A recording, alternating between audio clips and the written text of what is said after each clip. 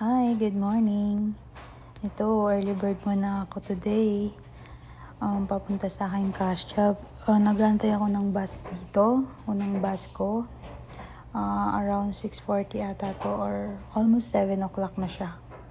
At ito na nga, nandito na yung bus. Medyo puno na siya. Kahit ganun pa kaaga. Sobrang aga, puno na siya agad. Ayan, buti na lang nakaupo ako dito sa may dulo. At tingnan nyo, yung bus dito sa Canada, may design siya para sa mga stroller. Like, mga bata na naka-stroller. Kaya kami dito, kapag mayroon kaming gustong pupuntahan, nadadala namin yung mga bata na nakasakay sa stroller.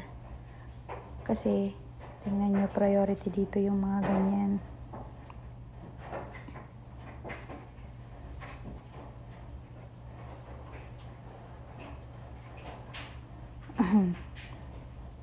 At ito na nga, pababa na ako ng aking bus. Pupunta naman ako niyan sa second bus ko, sa blue bus. And then, may nakita ako dito, tingnan nyo. Napakalamig na oras na yan, pero may nakita pa akong naka-shorts. Diyos ko, manginginig yung gilagid ko pagka ako nakaganyan. Char. Ang hirap mag-voice over kapag first time.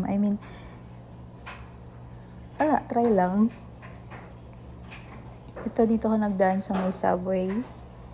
At dami kong nakakasabayan dyan. Lahat ng mga tao dito, may ibang lahi man, naghahanap buhay. Hindi madali buhay dito sa Canada. Kung di ka magtatrabaho, ang hirap. Dahil marami kang kailangang bayaran, madami kang kailangang mga responsibilidad na gagampanan. Kaya, kayod lang.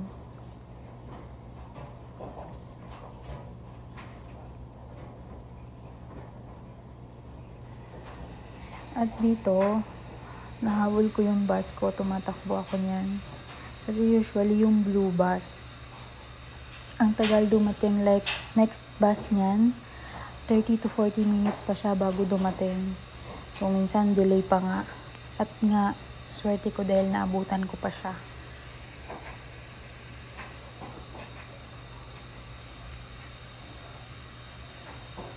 Buti na lang hindi pa siya crowded. So, nakaupo ako.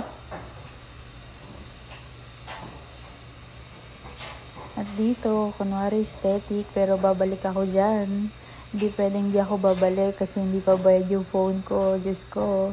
Thank you.